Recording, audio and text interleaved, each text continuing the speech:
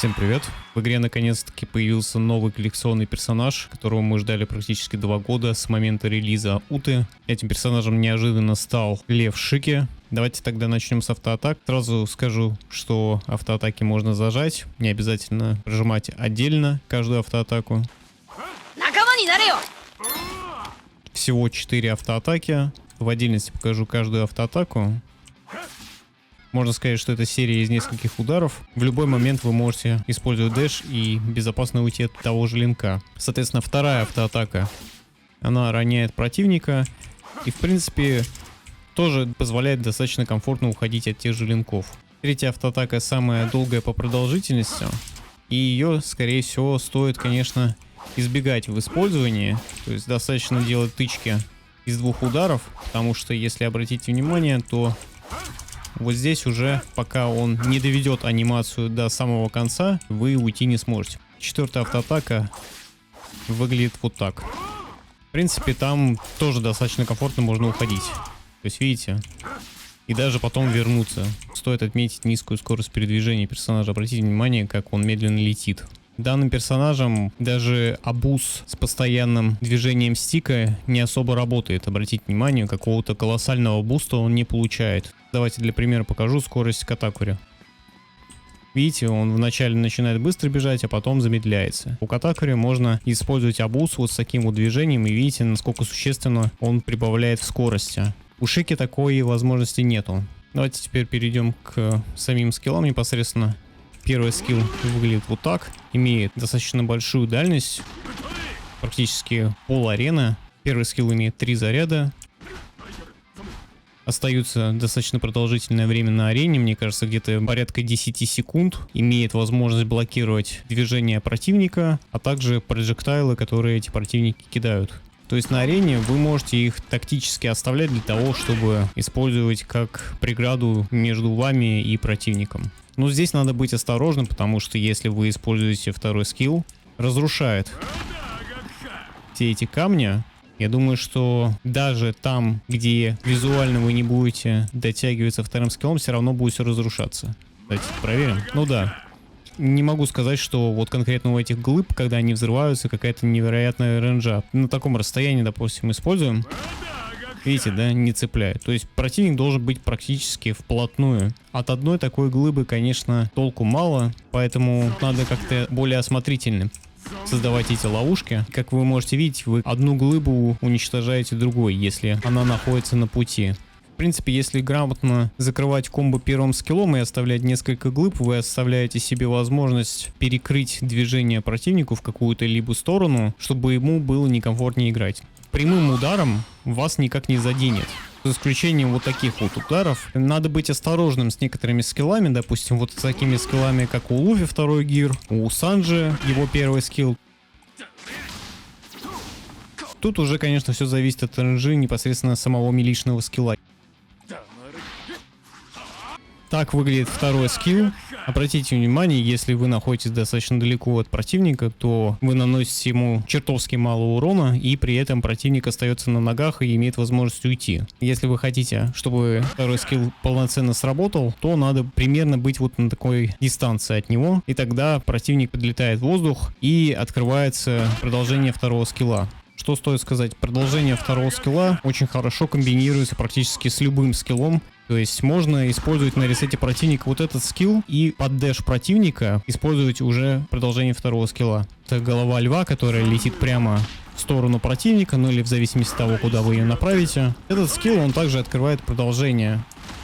Если вы не ловите противника головой льва, то у вас есть возможность поймать противника продолжением второго скилла. Если вы ловите противника головой льва, у вас есть возможность подойти к противнику с помощью другого продолжения, которое открывается с помощью головы льва. То есть у вас всегда возможность использовать 2 скилла в любом случае будет. Думаю, идею вы поняли.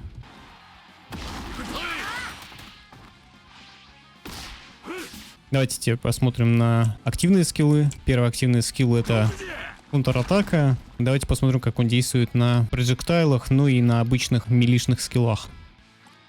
То есть ловим противника и потом уже броском камней сбиваем противника с ног. Давайте посмотрим, как это работает на проджектайлах. Давайте сейчас кое-что проверим. Я просто ничего не нажимал, никаких ни скиллов, ни автоатак. И за счет этого я думаю, что Шики долгое время находился под действием красного щита. Ну да, в принципе, шлейф в любом случае никак нас не затронет. Но что касается самих проджектайлов, давайте еще раз поймем. В данном случае на таком расстоянии отражаете проджектайл противника, но при этом вы все равно получаете урон, и по идее у Аокизи остается возможность использовать продолжение после айсбола. Не могу сказать, что это с какой-то стороны для вас вообще выгодно. Блокировать данной контратакой имеет смысл только какие-то мили-скиллы. Второй активный скилл выглядит следующим образом. Это телепорт с ударом. Ничего сверхъестественного, ничего необычного. Но если говорить в целом между двумя активными скиллами, то я бы выбирал конкретно вот этот. Потому что он имеет возможность, в случае чего, вам быстро сблизиться с противником. Вот вы его поймали, и у вас есть возможность под этот скилл сыграть. Даже если вы не поймали противника, вы заставили его сделать дэш. И под этот дэш вы можете использовать этот скилл и поймать противника. Кстати, не сказал нюанса. То есть, если вы использовали первый скилл, поймали противника, сломали с помощью второго скилла эту глыбу, то у вас открывается продолжение второго скилла. То есть, не обязательно в данном случае находиться рядом с противником. То есть, триггер продолжения второго скилла срабатывает через первый скилл. Через вот эту глыбу, которую вы создаете.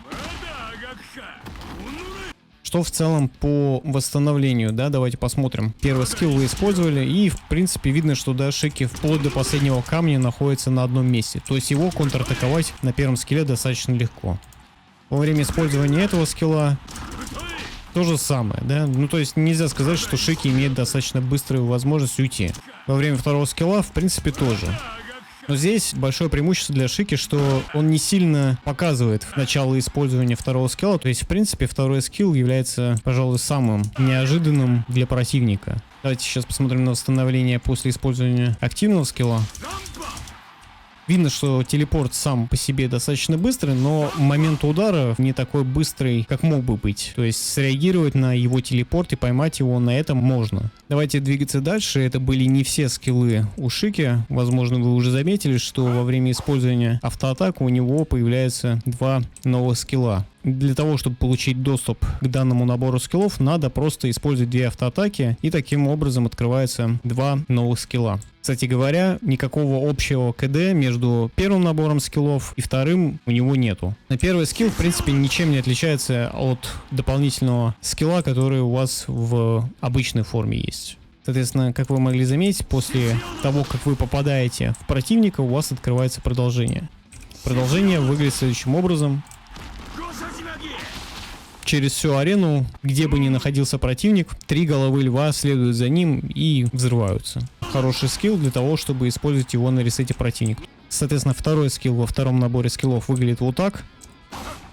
После того, как вы коннектите второй скилл, у вас также открывается продолжение. Выглядит оно вот так. Может показаться, что во время использования продолжения второго скилла у вас есть неуязвимость за счет того, что вы мигаете, но на самом деле это не так. Противник все еще может у вас спокойно зацепить. И первый и второй набор скиллов можно между собой комбинировать. Каким образом? Вы можете использовать даже те же три головы льва на восстановлении противника. Вот сейчас вот вы поймали противника, и сразу вы должны быть готовы к тому, что вы его поймаете, и начать предварительно использовать автоатаки. Вы должны быть готовы к тому, что вы поймаете противника. Что мне еще нравится между этими двумя наборами скиллов, это то, что наборы скиллов никак не заменяют дополнительные скиллы, которые открывают вторые скиллы. То есть обратите внимание,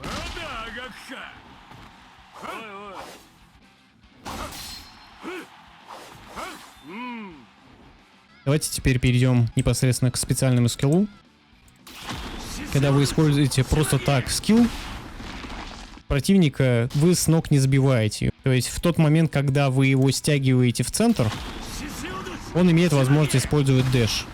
Таким образом, он избегает вот этих львов, которые падают прямо в центр.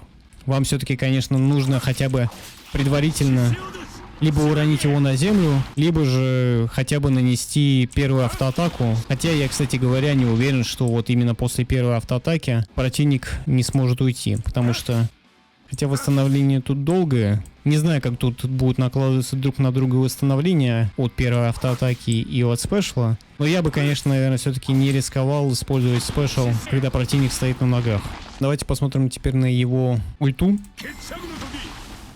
Ульта сама по себе имеет достаточно маленький радиус.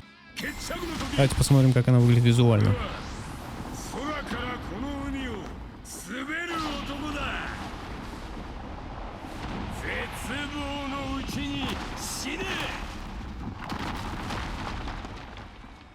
Вот так вот выглядит ульта. Давайте сейчас посмотрим, есть ли у него какие-то скиллы, которые пробивают красный щит и которые имеют возможность выбивать логию. Но я думаю, что скорее всего нету.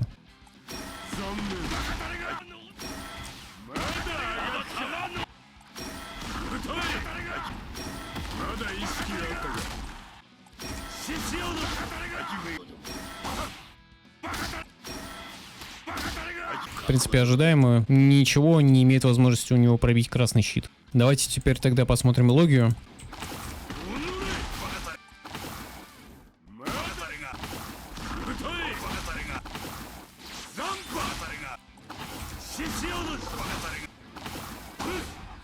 Ну, в общем-то, да. Ни логию, ни красные щиты Шики пробить не может. Давайте тогда подводить итоги. Мне в целом персонаж понравился, как визуально, так и геймплейно. Мне нравится, что у персонажа огромное количество вариаций того, как можно сыграть. Его скиллы, они очень хорошо друг друга комбинируют. Технических проблем и неполадок со скиллами у него нету. В целом, наверное, стоит похвалить разработчиков, потому что после того, как они выпустили трейлер, они проделали дополнительную работу по корректировке тех же визуальных эффектов, некоторых скиллов. Конечно, большее количество вопросов у китайского комьюнити вызвала текстура земли во время использования специального скилла. Изначально это выглядело как какая-то непонятная субстанция, какая-то масса, которая меня тоже, честно говоря, не очень впечатлила. Остается отдать должное разработчикам, что они вовремя среагировали и буквально там за несколько дней скорректировали это. Это, кстати говоря, также касается тех же самых камней, которые вокруг Шики летают. Мою оценку персонажу я уже в комментариях давал, но озвучу ее здесь. Я поставил персонажу 9 из 10. Персонаж получился очень достойным. Очень надеюсь, что теперь коллекционные персонажи будут выходить с какой-то периодичностью. Хочется, конечно, чтобы это было как 2 года назад, каждые 4 месяца. Но тут, конечно, я уже подозреваю, что зависит не от разработчиков, а от непосредственно правообладателей и всего, что связано с каноном и не каноном. Поэтому все-таки, конечно, надеюсь, что найдут какой-то общий язык. На этом у меня все. Огромное спасибо, что смотрели. И всем пока-пока.